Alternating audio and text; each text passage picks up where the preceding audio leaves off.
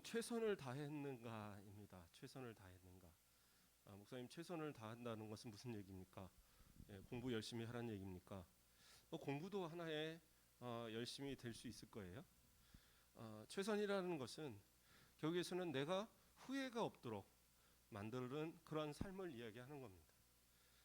벌써부터 뭔가 후회를 하고 그럴 나이들은 아닌데, 우리 청년들도 마찬가지고 우리 중고등부 학생들도 마찬가지고, 그러나 앞으로 10년 뒤, 앞으로 20년 뒤에는 지금의 때를 후회하는 사람들도 있을 수 있다라는 거예요.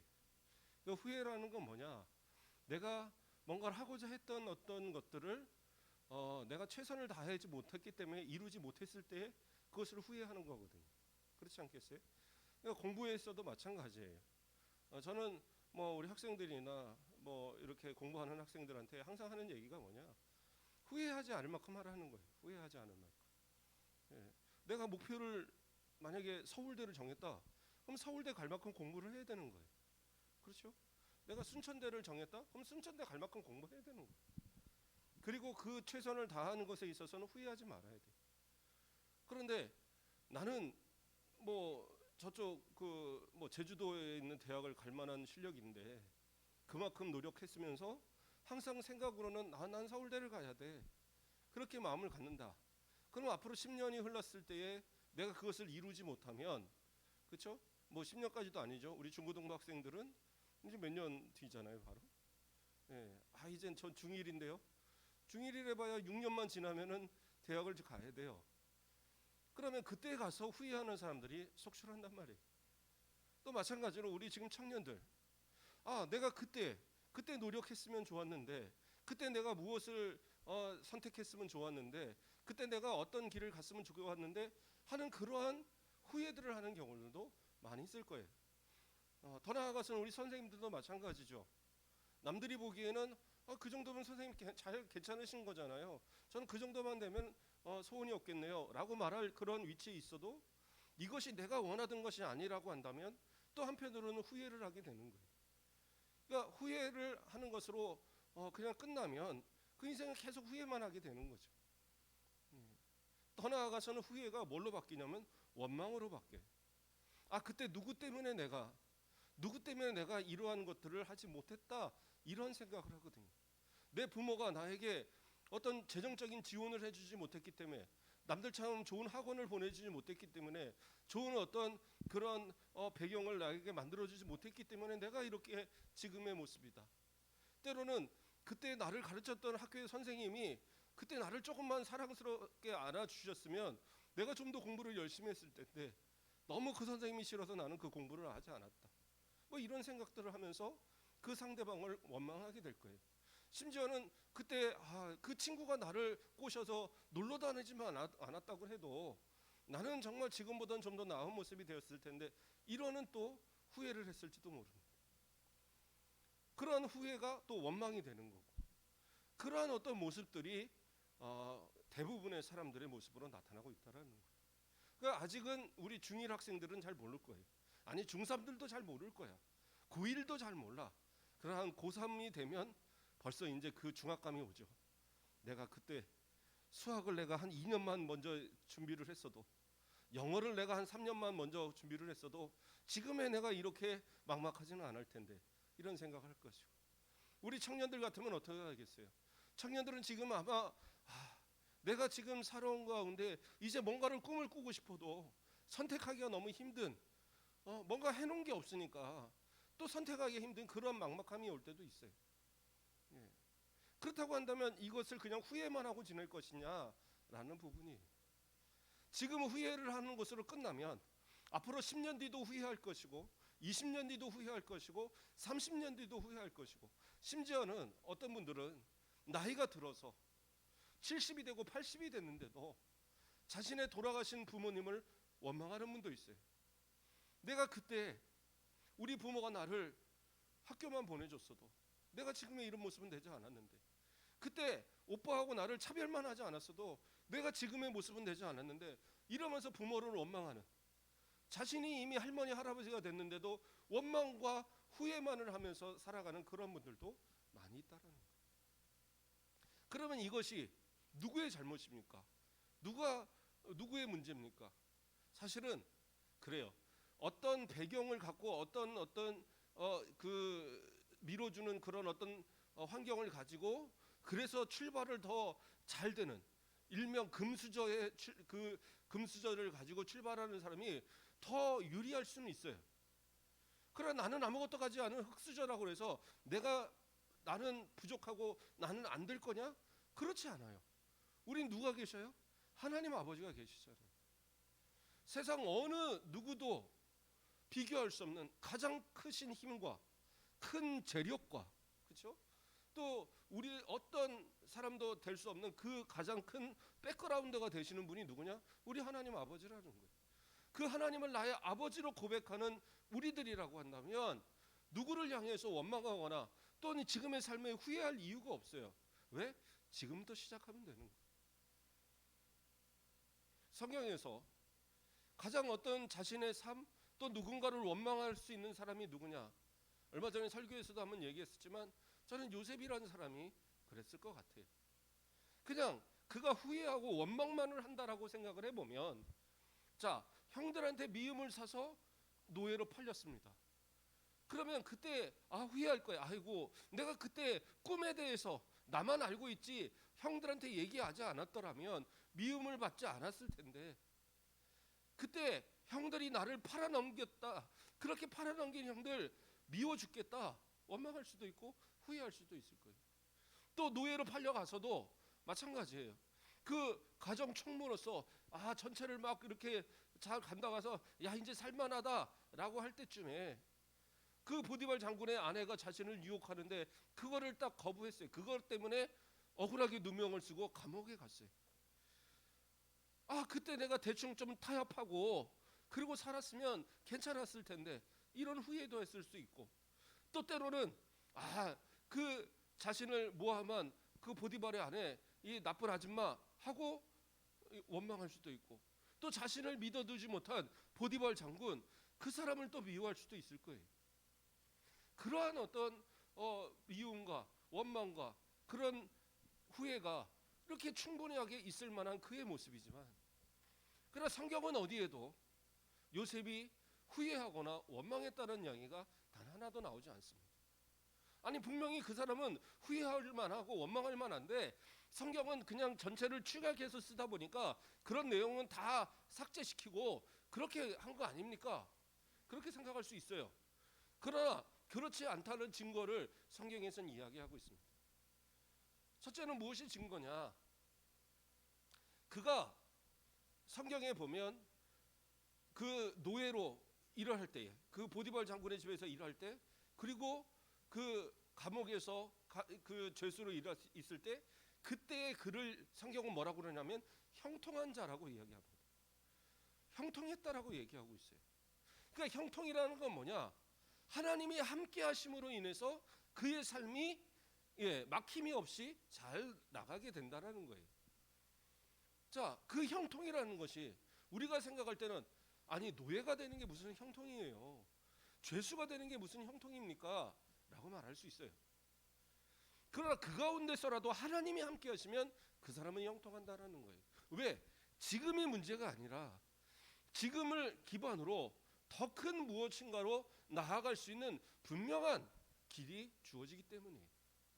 그것이 하나님이 함께하는 사람들의 모습이에요.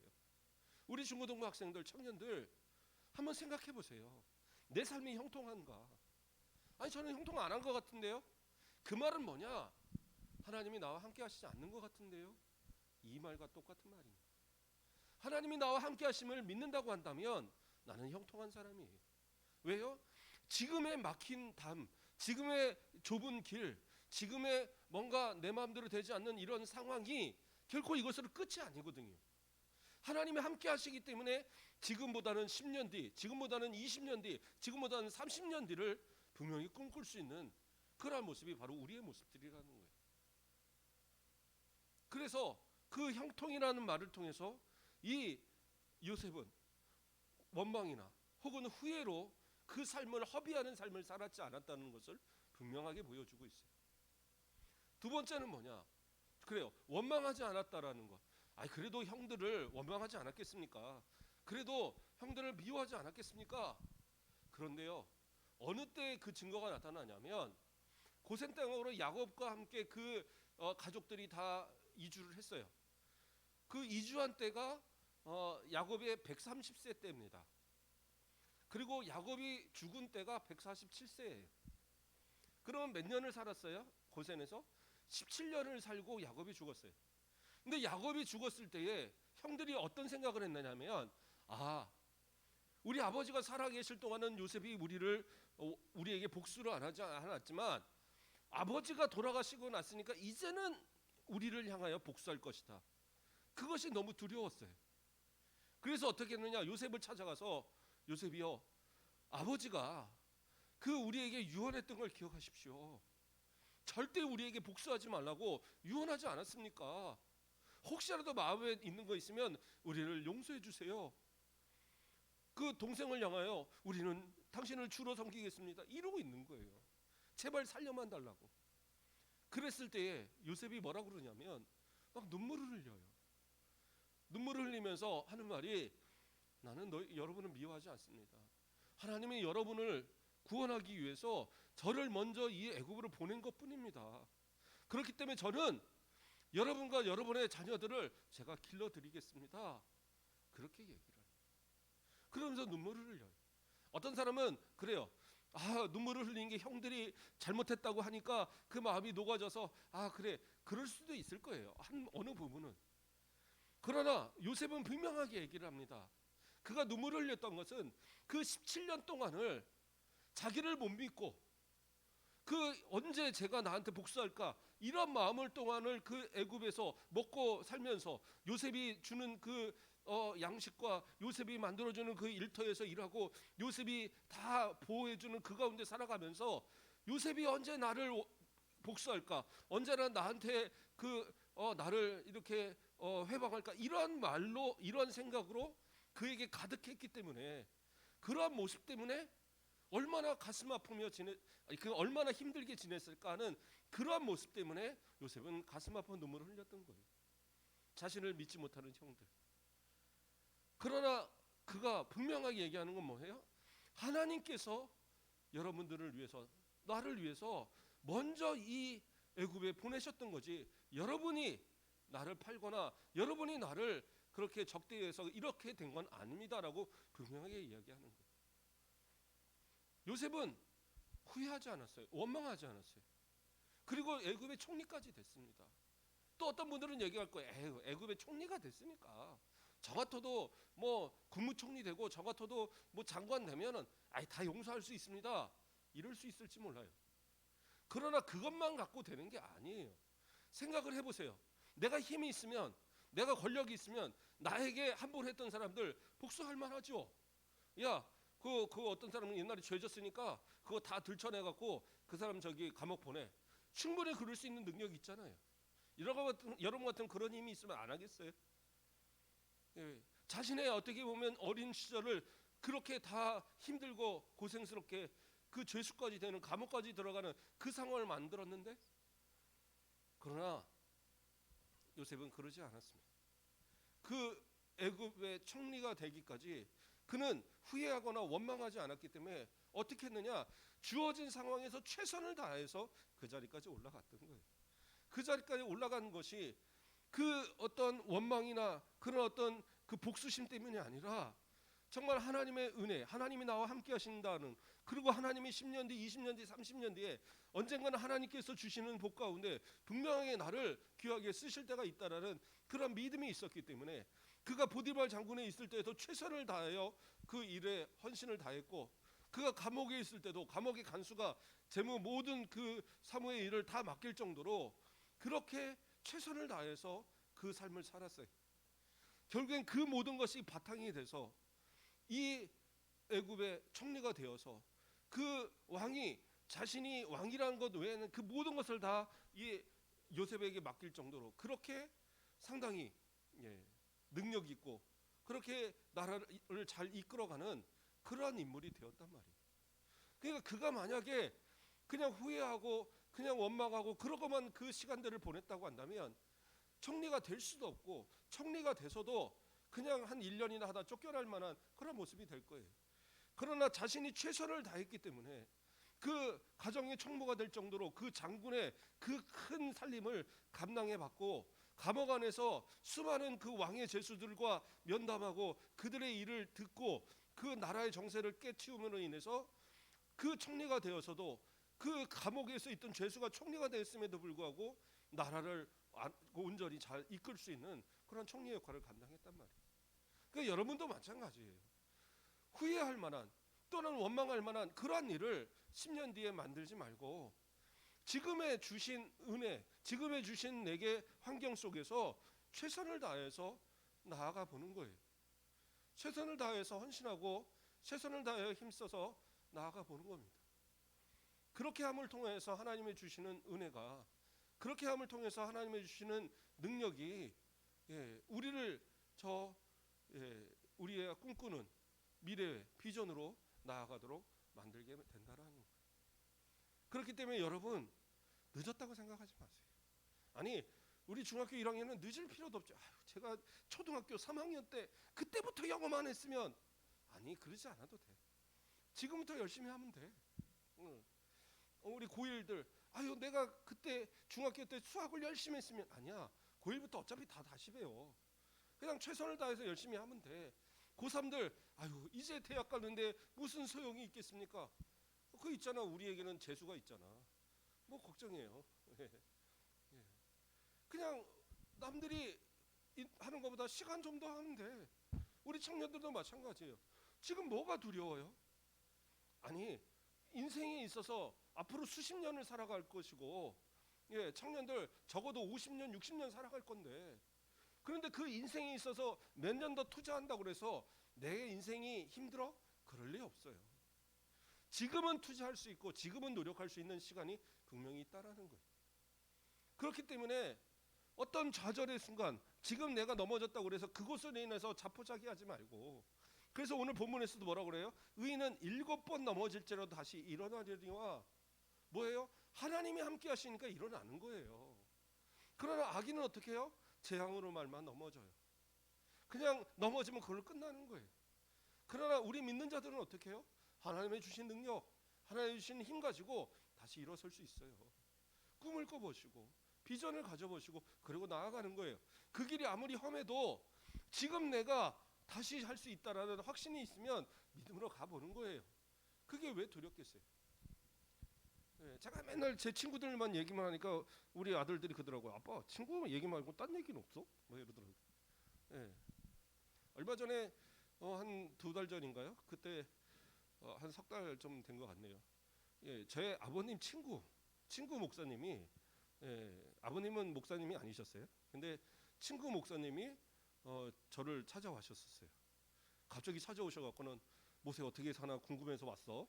그러면서 우리 교회로 와서 다 둘러보시고 그러고 가셨어요. 그 목사님이 누구시냐면 익산의 고현교회라고 거기서 몇 번째 안 가는 큰 교회 목사님입니다. 이제 올해 은퇴하시더라고요. 그러니까 지금 담임 목사님 구하는 막 공고 내고 하셨던데, 그런데 그분이 이제 저를 이렇게 보러 오셨어요. 저는 평생 기억에 몇 번 안 봤거든요, 사실은. 아버지 장례식 때 뵙고, 그리고 지금 뵈는 거고, 그 전에 한 번 뵙고, 어렸을 때는 자주 뵙겠지만 전혀 기억이 없고, 그러니까 제 기억에 한 3번밖에 못 뵌 거예요. 그래도 친구 아들이라고 또 이렇게 찾아와서 보고 가셨는데, 근데 그 목사님에 대한 이야기는 아버지한테 엄청 많이 들었습니다. 그분이 나이가 20이 넘어서 20대 중반이 돼서 그때 하나님 앞에 내가 목사님이 되겠습니다라는 그런 생각을 가진 거예요.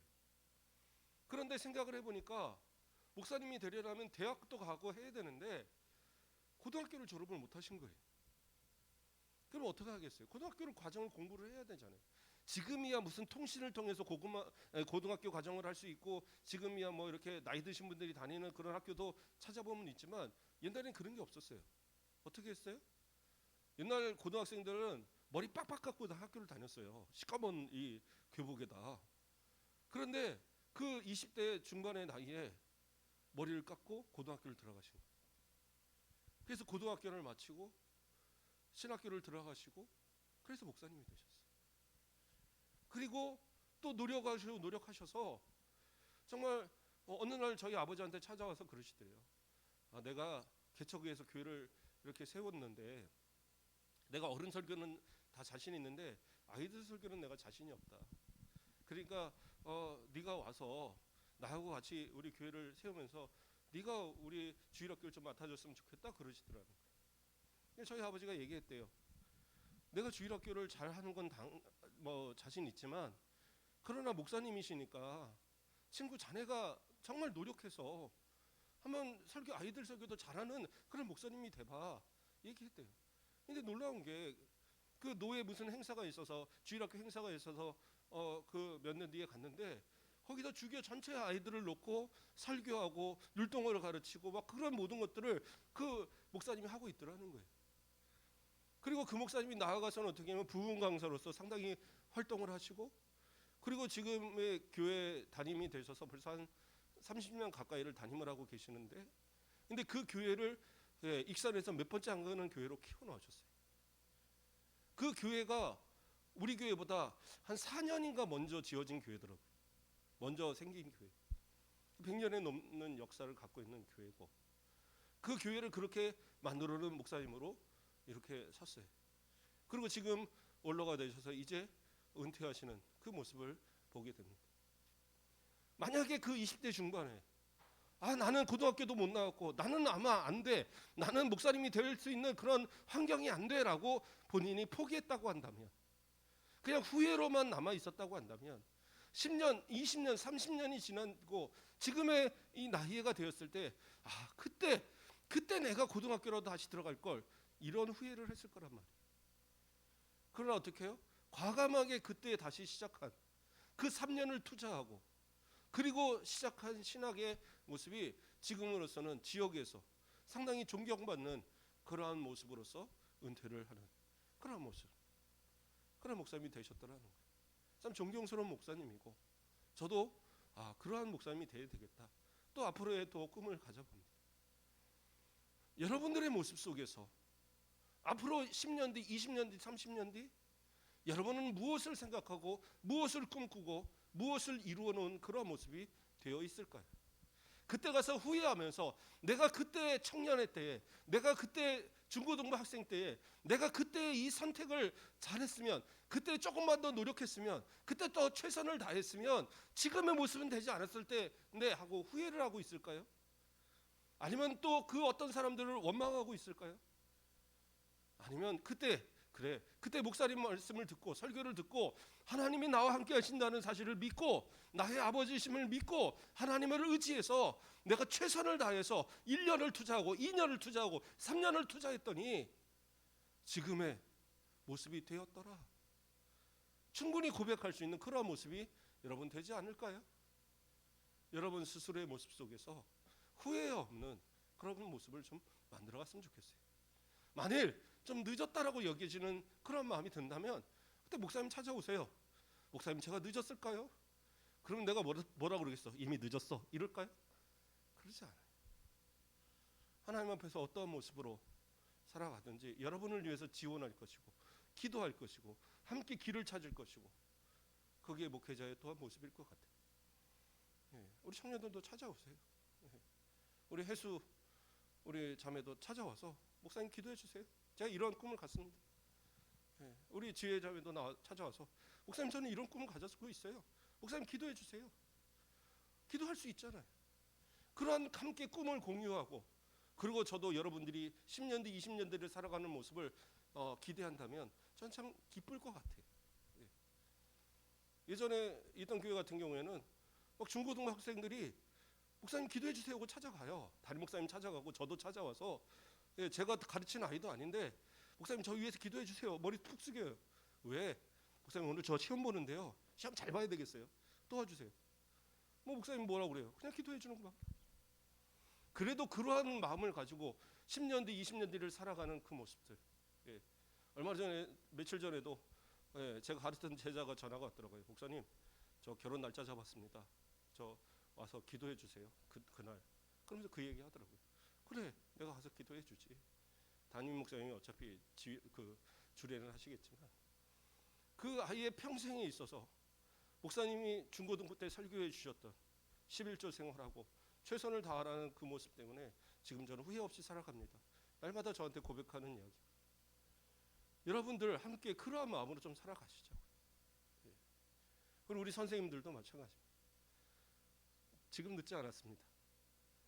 꿈을 가지시고 비전을 가지시고 앞으로의 10년, 20년 뒤에 후회할 일을 만들지 마시고 우리 아이들과 함께 정말 20년, 30년 뒤에 이 시간을 돌아보면서 그때 하나님 앞에 내가 시작했던, 기도하였던, 꿈을 가졌던 그것을 이제 이루고 이렇게 기쁨을 함께 나누고 있다라는 그런 고백을 할 수 있는, 최선을 다하여 하나님 앞에 부끄럽지 않는 신앙의 모습으로 서 있는 우리 모든 학생들과 선생님들, 우리 청년들 되길 주님의 이름으로 축복드립니다.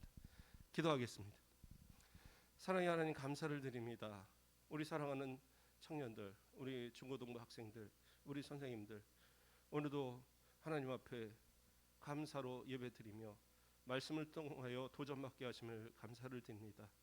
요셉이 주어진 환경이 열악하였지만, 절망의 순간에 있을만 하였지만, 그러나 하나님을 의지하고 하나님과 동행할 때에 그 삶이 형통하였고, 그 삶이 결국에는 많은 사람을 유익으로 이끄는 복된 자리에 서 있음을 바라봅니다. 우리도 우리의 삶에 후회하거나 우리의 삶에 좌절하지 말게 하시고 오직 하나님만 바라보고 믿음으로써 다시 시작하고 또 최선을 다하고 더 열심을 다하여 나중에 10년 뒤, 20년 뒤, 30년 뒤 하나님과 사람 앞에 정말 칭찬받고 또 하나님께서 귀하게 쓰시는 복된 자들로 서 있을 수 있도록 축복하여 주시옵소서. 감사합니다. 예수 그리스도의 이름으로 기도드립니다. 아멘.